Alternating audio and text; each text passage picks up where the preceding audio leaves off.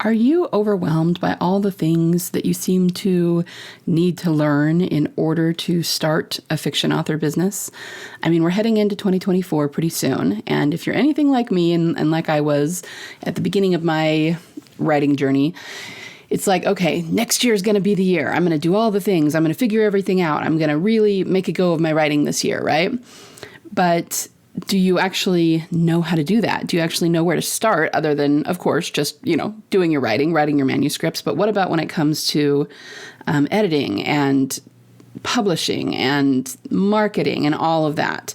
It can be pretty overwhelming because there's a lot of noise in our industry, and a lot of it's actually very good noise and very helpful noise, but it's hard to know what to listen to and when, what is actually working versus something that maybe was working 10 years ago.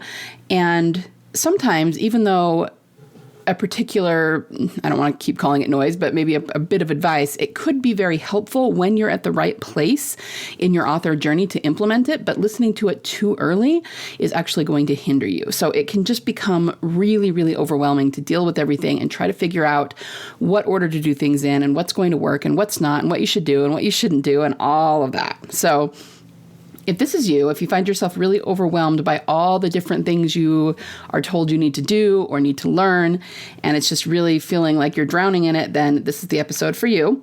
I'm going to simplify this down to you into 7 steps that you need to master in order to really make a go of your author business in 2024. And this way, you can kind of get a handle on what you do need to do and where you are in the author journey. And hopefully that will help you heading into the new year with all of your planning and that sort of thing. So stay tuned. Hi there, aspiring fiction author. Welcome to Fiction Author Business School. Do you want to write your stories with ease and confidence?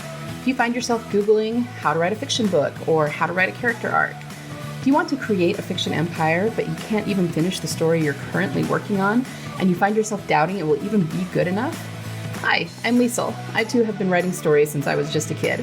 I wanted to do something about my fiction writing dreams, but got information overload every time I looked for writing help because there's just so much out there on the internet. I wanted confidence that I wouldn't disappoint my readers and a plan to publish regularly. I knew the foundation of any author career, including the marketing aspect, is a stellar and well-written story, but I didn't know how to be sure that my story was solid.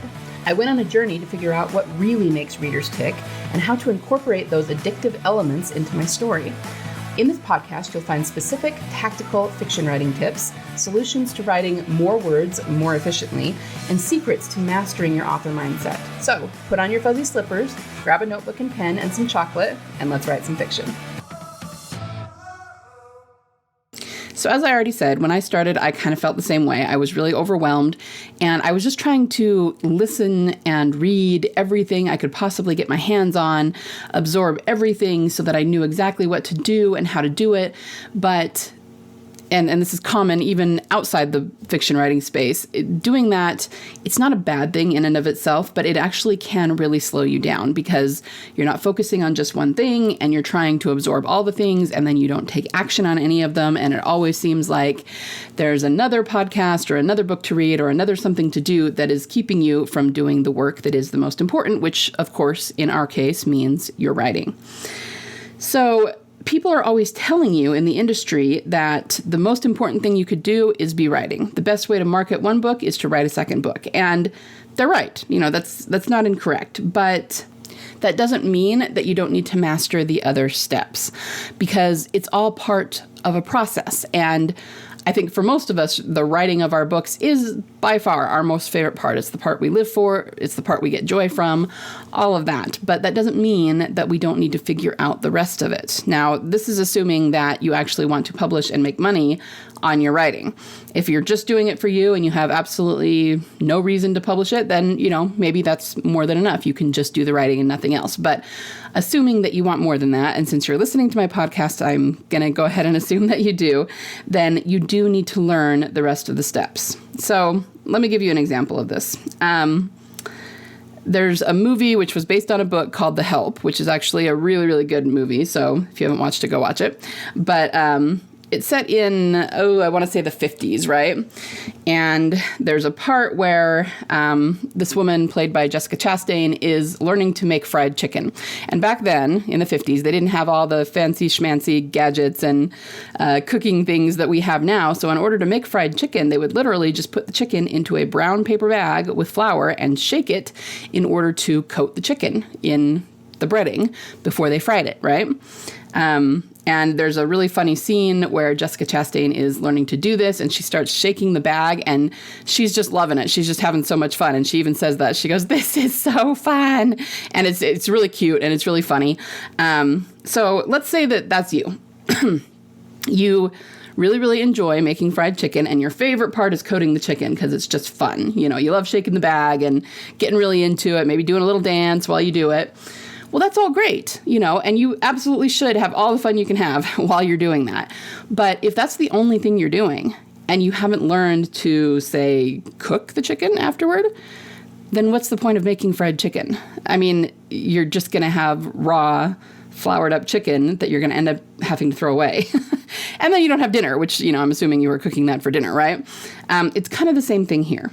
Writing is great, of course. We all know that. I'm preaching to the choir here. I don't need to convince you of that. And it's the part that we love and the part that we live for.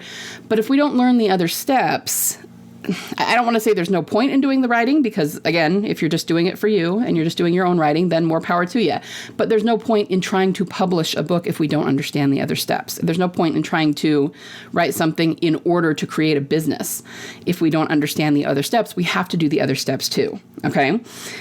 And the other steps, even though they may not be your most favorite part of the process, they're not anything to be afraid of, and they're not something that really needs to be a drag. I think that a lot of us go into it thinking, ugh, I hate this part, you know? Well, that's very much going to dictate the results you get going into it with that kind of an attitude toward it. But truly, you can learn to find joy and excitement in the rest of the process too. And the biggest way in which that happens is when you start getting results, right? When you say you have a blurb and your book is not selling very well, and then you tweak that blurb and it starts selling a lot better, suddenly you're going to be really gung-ho about tweaking all your blurbs. And you know what I mean? There's just something kind of magical when you start to see sales, and then you start to get joy out of the other steps as well, because those are the steps that are marketing your book to the audience. The problem is you just got to know how to do it, right? So my point is you shouldn't despise the other steps in the process. Learn to love them all. They all work together, right? But of course, in order to do that, we need to figure out what the entire process is. And here's the thing about that. Everything you have to do in order to create a fiction author business, the writing of the fiction, the editing, the publishing, the marketing, all of it, it doesn't have to be super shadowy and nebulous and overwhelming. I understand that very often it is, but it doesn't have to be. I understand why this happens. I mean, just looking at the evolution of our industry kind of tells, right? Early on, before the algorithms changed, when everything was more organic, there were authors who would pop up books on Amazon and make tons of money, even if their books weren't well edited, even if their books weren't well written, even if their covers were really crappy. And they started putting out advice for what they did in order to be successful. And more power to them. They were sharing and trying to help other authors. Well, part of the problem is that 10, 15 years later, that advice doesn't really work anymore. The algorithms have changed. Technology has changed. Certainly the audience has changed. Everyone's tastes have leveled up. So we really can't get away with really terribly edited books or covers anymore. You know, there's been a lot of things that have changed, but a lot of the original advice has persisted. And it's almost become like our own brand of old wives' tales. Like, maybe it was true once because of really particular circumstances, but people are still taking it as gospel today when they really, really shouldn't be. Okay. The other thing is that even today, we have a lot of people who are teaching different aspects of writing and publishing online. And again, I'm not throwing shade. That's great. You know, what they teach is very helpful. But we're getting it very piecemeal, right? I mean, there are some people who say teach Amazon ads, and that's great. They're really good at it, and it's very, very helpful to authors. And then there are people who teach Facebook ads, and there are people who teach, how to write a blurb. And then you have me. I usually focus on how to write the actual story and look at storycraft and the human template and all of that. But these are just pieces of how to make a go of a fiction writing business, right? And we don't get like a full bird's eye view of what the entire process looks like. And we really kind of need that, because the way that our brains deal with stress, one of the ways that makes things easier to deal with and less overwhelming, is to compartmentalize and also to, I can't think of the word I'm looking for, but to make things smaller. So it's kind of like when somebody goes through something emotional and they make it seem like it's not a big deal, right? Oh, my boyfriend broke up with me. Whatever, he can do whatever he wants. You know what I mean? I mean, they're actually very hurt by that emotionally, but they're making it smaller because it's easier to deal with that way. Okay, and that is something that our brains do automatically, okay, because it helps us deal with stress. So my point is that if we can see the entire process from a bird's eye view and look down on it all at once, it doesn't seem as overwhelming, because we can see all of the different steps and the things that we need to do and the things that we need to master.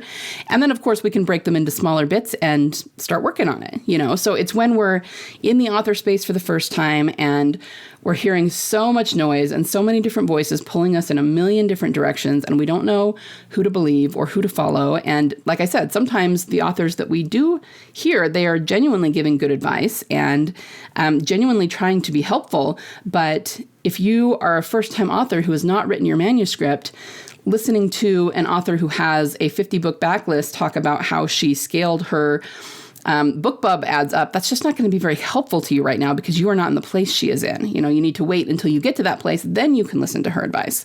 And that's something that sometimes we have a hard time differentiating when we're just starting out.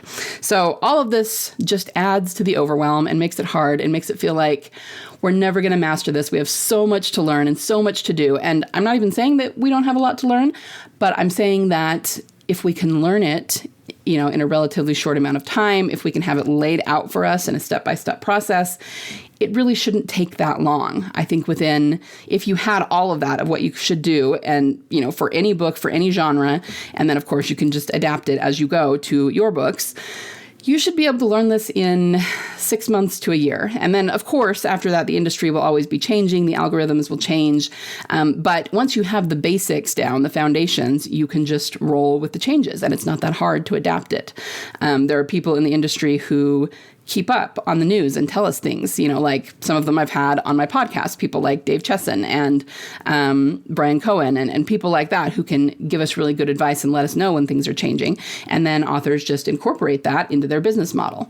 So how do we go about doing this? Well, I've talked a lot about how my program, which I'm going to be launching next year, is going to be doing this. It is going to be giving you a beginning to end process on how to do everything when it comes to your book. We're obviously going to do the writing, because that's what I specialize in, and that is my favorite part of things.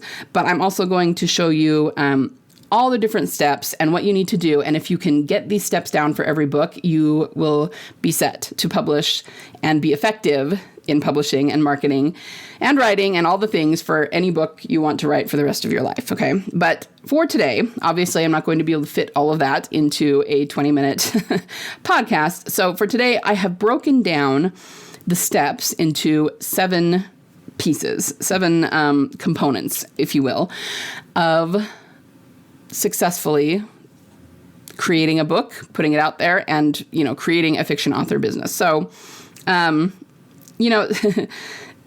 steps still sounds like a lot. I mean, I have simplified this into 7 steps for you, and it is going to still be kind of broad. But on the flip side, it's still going to feel probably a little bit overwhelming, because even when I was writing it, I was going, yeah, this is a lot. But you know what? Writing a book and doing this business, it's a lot. It's complicated. And that's why we do need to simplify it. And we do need to have a straightforward plan and a step-by-step process, because otherwise we really can get lost in the overwhelm of it all. But so let's just dive in. I'm going to give you the 7 steps so that you kind of can see them chronologically. And then maybe you can start to plan to try to master these steps in the new year. Whether you do it by working with me or whether you do it on your own, it's completely up to you. But at least if you know what they are, you can start to wrap your head around what it's going to take, right? So get out a paper and pen. You can always write these down. Of course, you can always come back to the podcast and listen to it again. But the first step is figuring out how to get the words down. Now, I'm not talking about storycraft. I'm not talking about the human template in this case. I'm talking about how you actually get the words written, because you can have the most amazing story idea in the universe, and if you cannot get those words down on the paper, then what is the point, right? Now, I have found through a lot of trial and error, through years and years of doing this, that the best way to do this is through meditation, intention, and just practice. You have to be intentional about how many words you want to write each day and the way in which you want to write them. And what I mean by the way is, are you just going to sit down in a very traditional way and type them out on keyboard? Are you somebody who wants to sit on an exercise bike and type on your phone with your thumbs? Do you want to dictate? I mean, just pick something that works for you, and then be very intentional about how many words you want to write per session. And even if it's a lot and you can't do that many yet, you can get to a point where you can. You can say, I want to write 5,000 words a day, and it's going to take a little bit of work, but you can get there to the point where that's relatively easy for you to do. But you have to be intentional about it, and the meditation helps to shift your mindset and to kind of reprogram your brain to do what it is that you want it to do. So that's number one, getting the words down. That's your first component of a successful fiction author business. Number two, figure out how to discover your story. And what I mean by that is just planning it out, figuring out what it is. Now, this probably makes it sound like I'm pro-pantser, and, pantsers are sometimes called discovery writers. I am actually much more of an outliner than a pantser, but there's a combination of both in all of us, and I've done many, many podcasts on this, and how really in our brain, the process that's going on in our brain, they're the exact same thing. It's just outwardly, we're doing them a little bit differently. So the point is, whether you are someone who is a traditional pantser, meaning you're discovering your story as you're writing it, or more of an outliner, I teach how to discover your story through it's a process that I call creative discovery, and also guided journal prompts. And this really helps to direct your mind toward what it is you need to discover about your story, and then help get the creative juices flowing so that you can discover that and figure out what your story is going to be.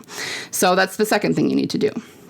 Number three, the third component, how to craft your story. Now, this is the kind of thing that if you've been listening to me for very long, you are pretty familiar with this. This is when I talk about story psychology and, the human template for storytelling.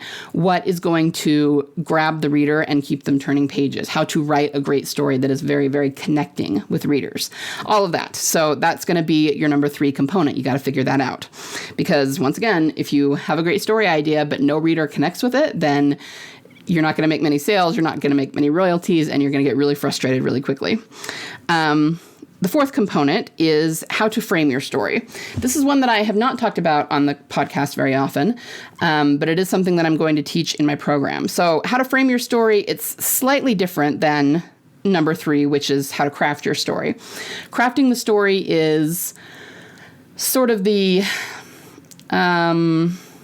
kind of how you're planning it and what's actually going to happen and who the characters actually are, the character arcs, the world building, all of that. How to frame your story is almost more like how to write each scene, what to put in each scene, what to emphasize, what to pull out, so that the important parts are being emphasized and so that the reader just cannot get enough of those scenes. And it's not planning what's happening in the scene. You've already done that in component number three with crafting your story, but it's just how to frame it, how to write it in a way that will just keep the readers salivating for more and raving about your writing, and there's very specific ways to do that. It's what I call BHDs, which stands for basic human desires, and you're going to be emphasizing those, and that's how you really keep the reader hooked. So that is another thing that I will be teaching in my program. Okay, so once your book is all written, which, let's just go over those again really quickly. Number one was how to get the actual words down. And then after that, you are discovering your story, crafting your story, and framing your story. So at that point, you've got that mostly written, your draft, right? So then we go into the fifth component, which is editing. Now, of course, there's lots of types of editing. Developmental editing, if you follow all of the steps that I give you to craft your story, you don't really need developmental editing. That's already been taken care of. But of course, you need to edit for typos, for continuity errors, for grammar and syntax. And there are different ways to do that. We've got plenty of software tools we can use. You can always pay an editor. You can use a critique group. Most of these I've talked about on the podcast before. But for me, the number one type of editing that you need to employ in your manuscript is editing for passive voice. Okay?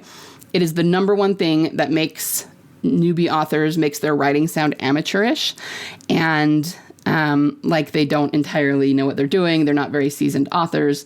Whenever you read something, say a new author from Amazon, and you say, well, it was a good story, but, the writing, it was a little cheesy and not very descriptive. And, okay, that's usually a result of passive voice. So editing... let's put it this way. If you edit your manuscript effectively for passive voice, it will take care of 99% of the editing problems. You might still need someone to go through and do some light proofreading. May need someone to read it to make sure that your continuity is there. Continuity meaning you didn't accidentally give your character blue eyes in one chapter and brown eyes in another or something like that. But editing for passive voice is a very, very powerful tool. It cleans up your manuscript so well, so completely, and you will not need to pay editors thousands and thousands of dollars ever again because you will be able to edit, for the most part, on your own and have a really, really clean manuscript. And then, like I said, just need some basic proofreading after that. So there's that. That's the fifth component, is editing. The sixth component, of course, is publishing the book, which is two different things that I include in this component. One is, of course, just putting in the information and clicking upload, actually getting it published onto the platforms.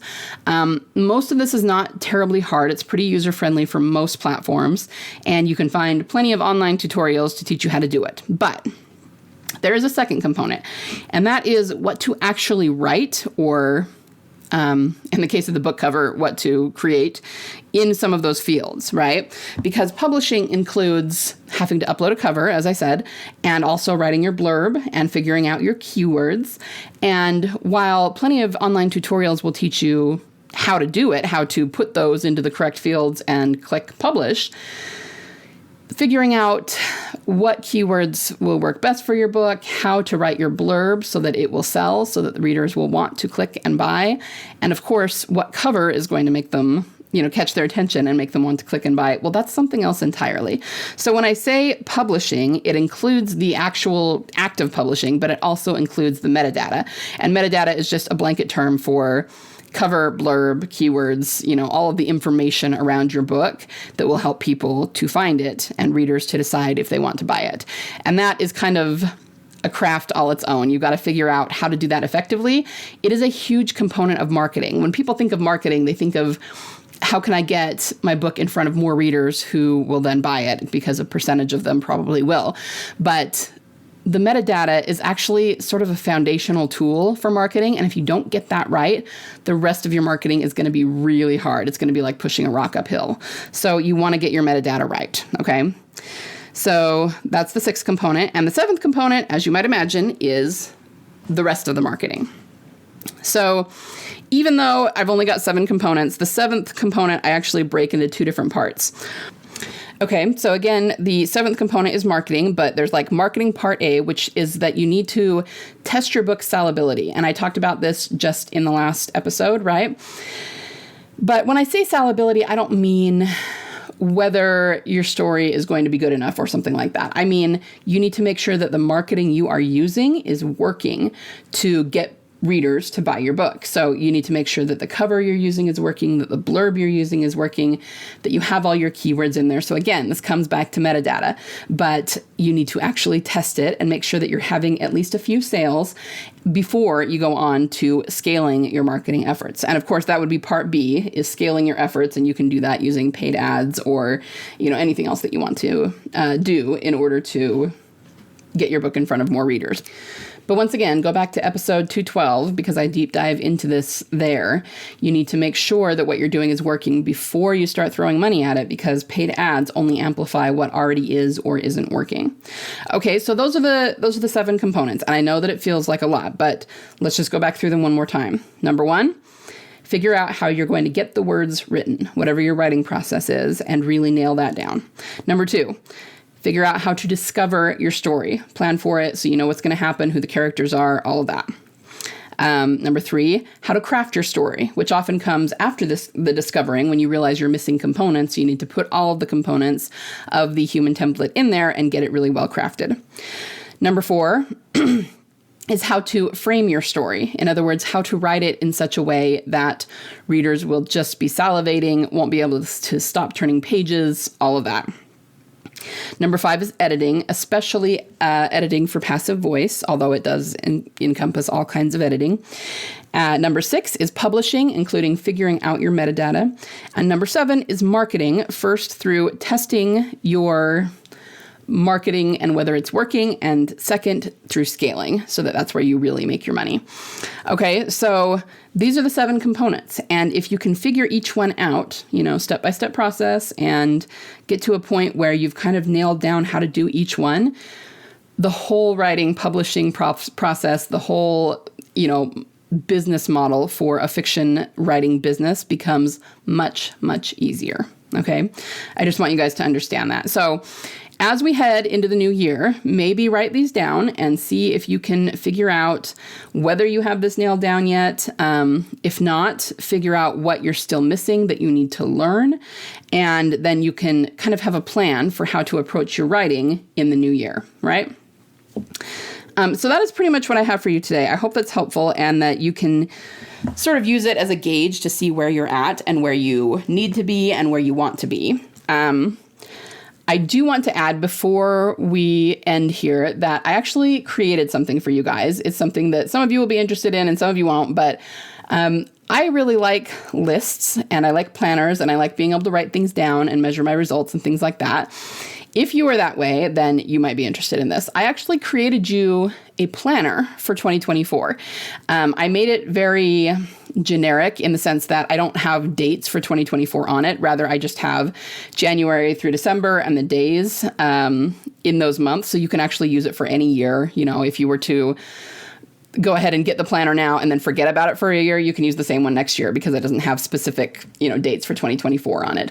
But what I've done that I think is really fun is I've made it specifically for fiction writers. So in each month, in each week, there's like a monthly calendar and a weekly calendar and a daily calendar, and you can write down word counts, you can write down goals, you can write down your marketing efforts, like what are you focusing on marketing this month or this week. You can write down what your social media posts are going to be. You can even write down what you're reading.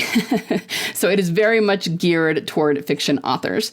And unfortunately, it is not available on Amazon at this time because it is a spiral book rather than, a bound book the way that Amazon makes them. So it is available on lulu.com, and I am going to link it up in the show notes. It is a productivity planner for fiction authors.